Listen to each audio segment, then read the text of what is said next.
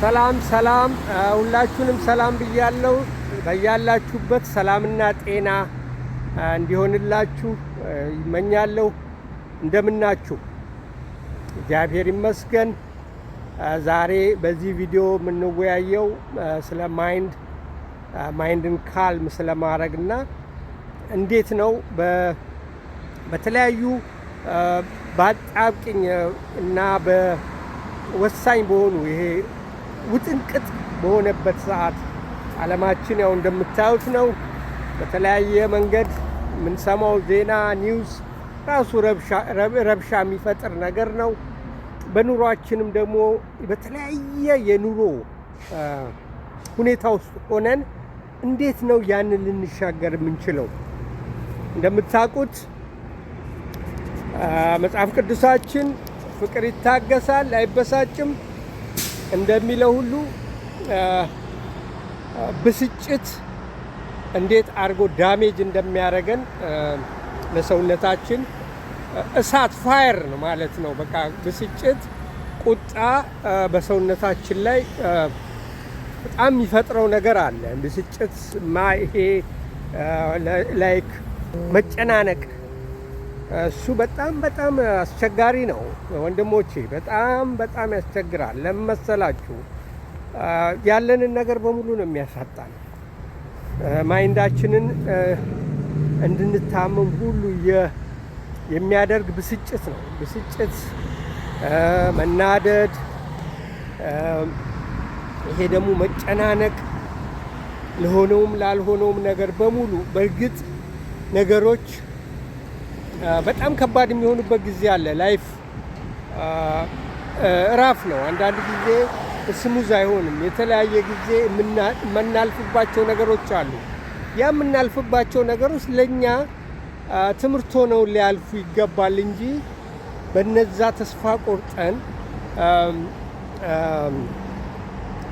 ተስፋ ቆርጠን ጭራሽ ወደ የማይገባ ነገር ወደ ለጤንነታችን መጥፎ በሆነ ሁኔታ ራሳችንን ማበሳጨት፣ ተስፋ መቁረጥ አይገባንም። ነገሮች ያልፋሉ። ብዙ የምናልፍባቸው ነገሮች ለትምህርታችን ነው የሚሆንልን።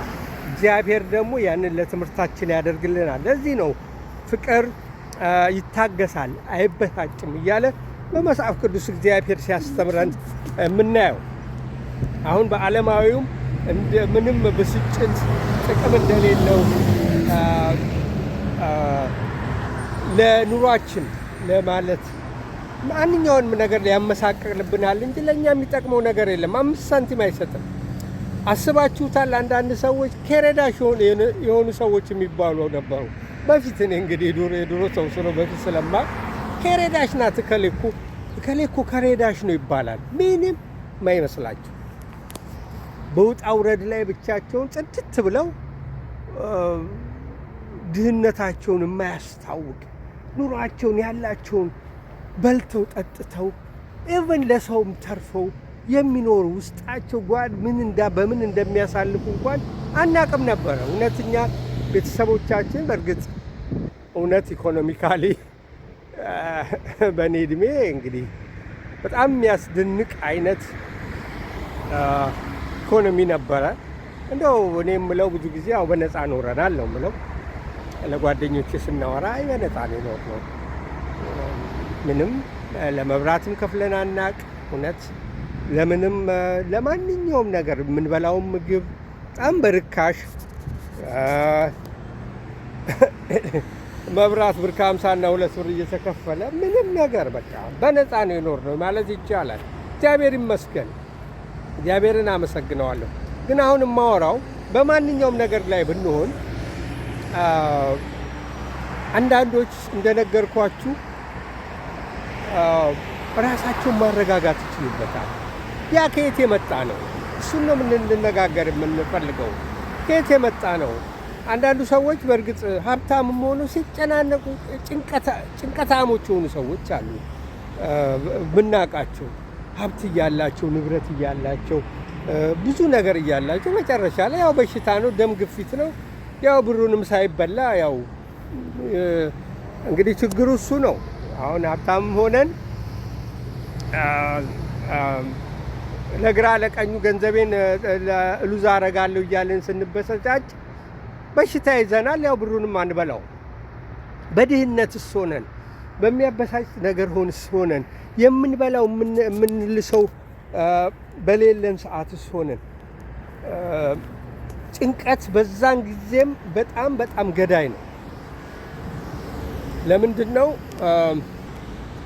ፕራክቲስ ማድረግ አለብን። ማይንዳችን ራሱ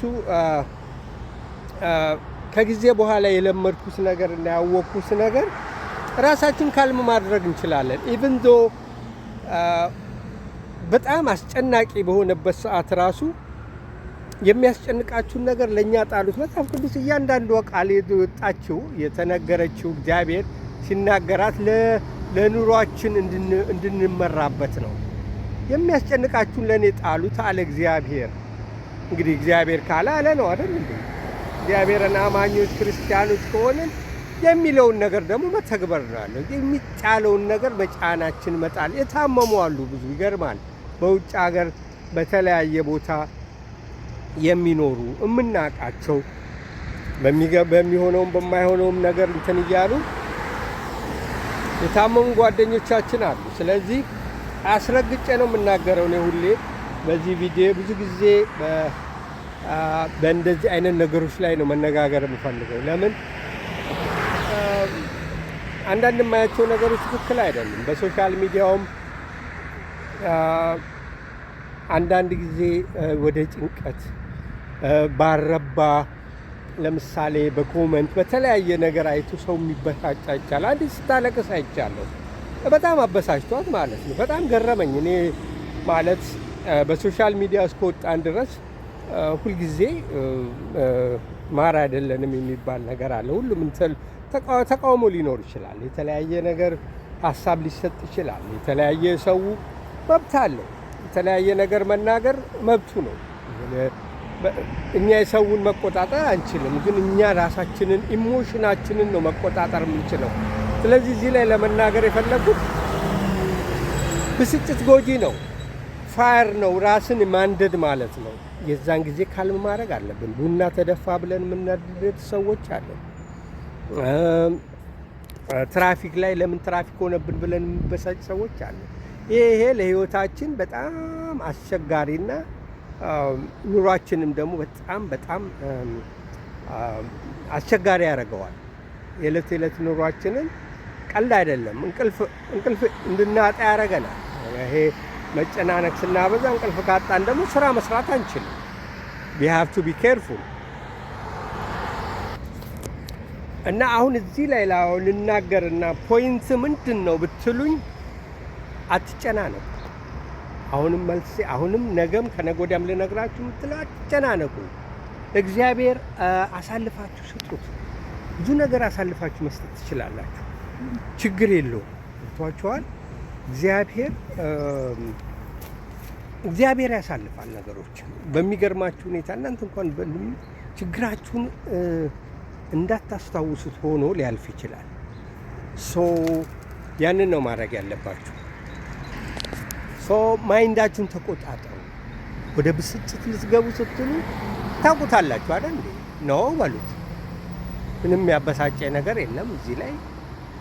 የሚቻለኝን ነው የማደርገው።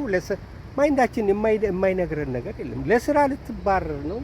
አሁን ነገ የምትበለው የለም። እግዚአብሔር ነው ዛሬን አኑሮን የለ እንዴ? ስራስ ብንባረር ሌላ ስራ አለ። ይህንን ነው አዌር መሆን አለባችሁ። የምታስቡትን ነገር የሚያጨናንቃችሁ ነው። እንዳንድ ሰዎች አሉ ደግሞ ለጭንቀት ሰውን ከማስጨነቅ ወደ ኋላ የማይሉ ሰዎች አሉ። ውይ እንዴት ልታረጊ ነው? ውይ እንዴት ሆነልሽ? ውይ የሚሉ ሰዎች ጋር መሸሽ በቃለ። ኖ ችግር የለውም አስተካክያለሁ። ሁሉም ችግራችሁን ደግሞ ለሰው ሁሉ አይወራም። የመጨረሻ ታስታ ኢትዮጵያ ሕዝብ ደግ ነው። ያው ያላችሁን ነገር ዘርግፋችሁ ችግር የለውም። መጨረሻ ያው እርዳታውን በምንም እንትን ሊል ይችላል።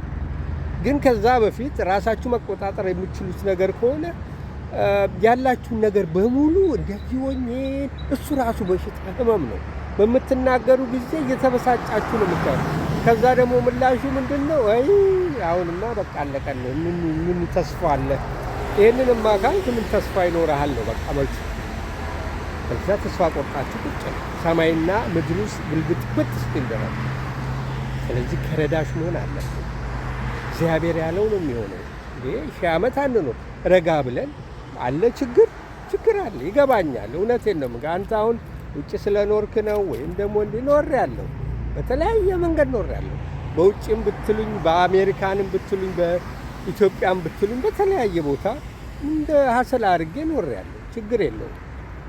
ኖር ያለው አውቀዋለሁ። በሰው ጫማ ገብቼ ሰውን ችግር አያለው። ግን እምለው ምንድነው ማይንዳችሁ እንዳይጎዳ ብስጭት አያስፈልግም። አንድ ቡና ጠጥተን ኢትዮጵያ ውስጥ ቡና ተጠጥቶ ከጎረቤት ጋር እንግዲህ አላቅም። እኔ ከመጣሁ በኋላ ብዙ ዓመት ስለሆነኝ የማውቀው ነገር የለም። ነገር ግን መቼስ የሆነች ነገር ብለን የሆነች ነገር በልተን አንድ ቀን እንኳን የሆነች ነገር ካደረግን ተመስገን፣ ከነጋልን ተመስገን ማለት አለብን ነው። አትጨነቁ። እግዚአብሔር ያሳልፋል፣ ነገሮችን ያሳልፋል። እግዚአብሔር ሁሉ ነገሮችን ለበረከት ያደርጋል። እመርቃችኋለሁ። በያላችሁበት ይህንን ቪዲዮ የምትመለከቱ ሁሉ ነገር ለበረከት እንዲሆንላችሁ ጸልያለሁ። በጌታችን በኢየሱስ ክርስቶስ ስም እግዚአብሔር እንዲረዳችሁ ሁላችንም ባለንበት ቦታ እግዚአብሔር እንዲረዳን ወንድሞቼ፣ እህቶቼ፣ ኢትዮጵያኖች፣ ኤርትራውያኖች ይህንን ነው የምናገረው። ትልቅ ነገር ነው። ሀብት ውስጥ አትግቡ። ሀብታም ሆኖ ብሎ በየቀኑ እየየስል የሚኖር ስላለ ደሃም ሆኖ ያው ዘሴም። ስለዚህ ማንም ከማንም እንትን የሚል የለም። ያው ማይንዳችንን ሀብታም ደሃ ሳይሆን ማይንዳችንን ማስተካከል፣ መናገር፣ ብስጭት ሲመጣ ኖ ማለት፣ ቅናት፣ ምቀኝነት ሲመጣ ኖ አያገባኝም፣ የራሴን ኑሮ ነው የምኖረው ስላለን ነገር እንጂ ስለ ሰው የሚያበሳጭ ላይክ ሰውን ስላገኘ ደስ ሊለን ይገባል። ደስ ከሚላቸው ጋር ደስ ይበላችሁ ተብሎ ስለተጻፈ ይህን ማድረግ ያለብን። ይህን በምናደርግበት ጊዜ ሰላማችን ይበዛል። ሰላማችን ከበዛ ደግሞ ምን ይመጣል? በረከት ይመጣል። ፍቅር ግን ከሌለ አለ እንደሚሽዋሸው ጸናጽል ነኝ አለ። ፍቅር ግን ከሌለን፣ ፍቅር ግን ታገሱ አለ። ይታገሳል፣ ፍቅር ይታገሳል አለ። ቸርነትም ያደርጋል። ኢቭን ዞ ተበሳጭታችሁም ለቀቅ አድርጋችሁ ስትሄዱ ቸርነት ያደርጋል አለ። ፍቅር ይታገሳል። ያ ፍሬ አለው፣ በእግዚአብሔር ዘንድ ይታያል። እግዚአብሔር ይባርካችሁ። መልካም ቀን። ከቨርጂኒያ ዳንኤል ነኝ። ቻው በሉ። ሰብስክራይብ አድርጉ። አንዳንድ ቪዲዮዎች እነዚህ ኢንከረጅ የሚያደርጉ ቀና የሚያደርጉ ሰው የሚያስደፉ አይደለም። ምነው አላማረብም፣ ምነው እንደዚህ ሆንክ የሚል ሳይሆን አይዟችሁ በርቱ የሚል ነገር ደጋግመን ማስተማር ይኖርብናል። ሁላችንም መማር አለብን። ራሳችንን ማንቃት ይኖርብናል። እናንተንም እግዚአብሔር በያላችሁበት እግዚአብሔር ይርዳን። ኢትዮጵያኖች ሰላም ሁኑልኝ። ፒስ አውት ባይ